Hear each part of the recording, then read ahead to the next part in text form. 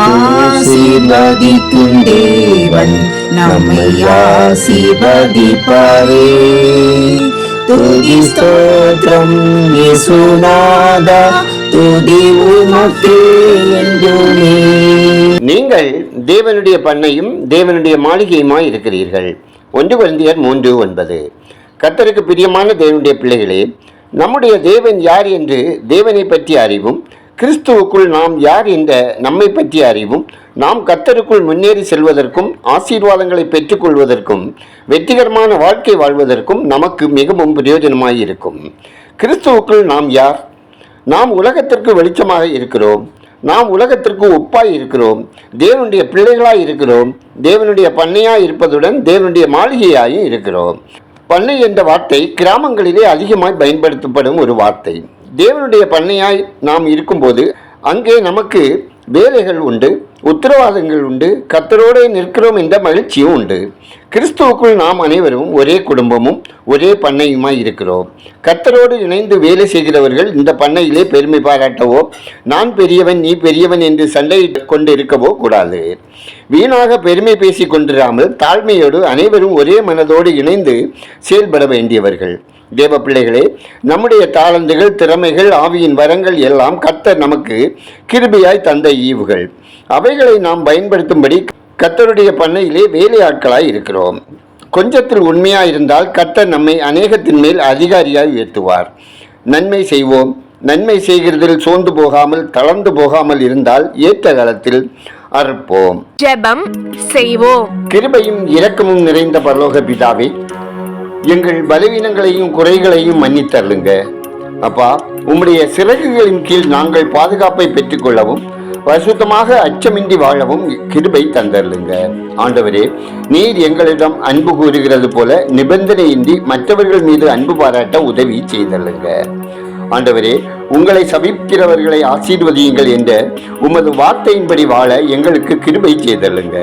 கெட்ட வார்த்தைகள் ஒன்று எங்கள் வாயிலிருந்து புறப்படாமல் பக்தி விருத்திக்கு ஏதுவான நல்ல வார்த்தைகளை பேச எங்கள் நாவை காத்து கொள்ளும் கிருபை தந்தருளுங்க. எங்கள் குடும்பத்தையும் ஊழியத்தையும் பரிபூர்ணமாய் ஆசீர்வதிங்க.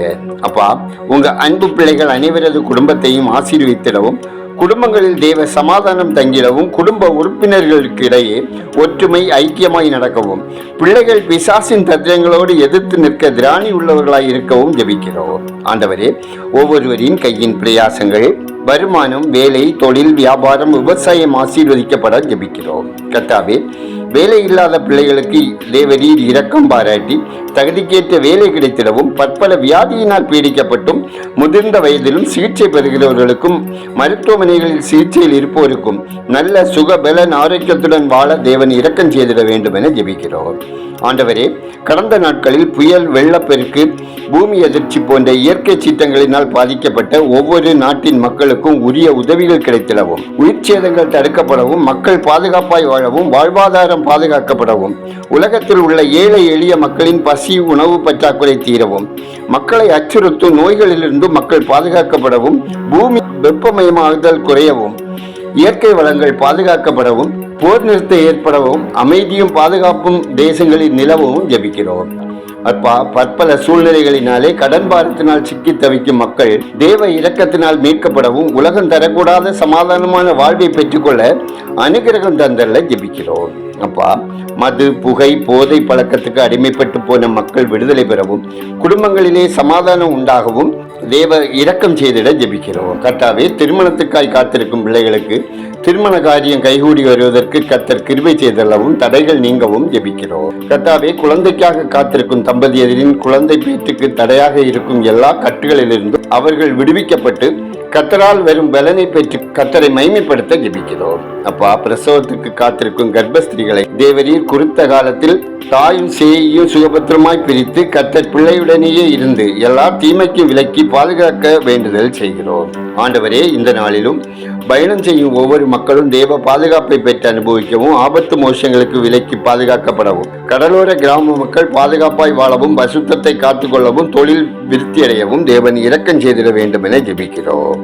எங்கள் ஜெபத்தை கேட்பவரே, அதற்கேற்ற பல் தருகிறவரே, உமக்கு நன்றி சொல்லுகிறோம். துதிய நன்மையை உமக்கே செலுத்துகிறோம். இயேசுவின் நாமத்தில் ஜெபிக்கிறோம். எங்கள் ஜெபங்களும் நல்ல பிதாவே, ஆமேன்.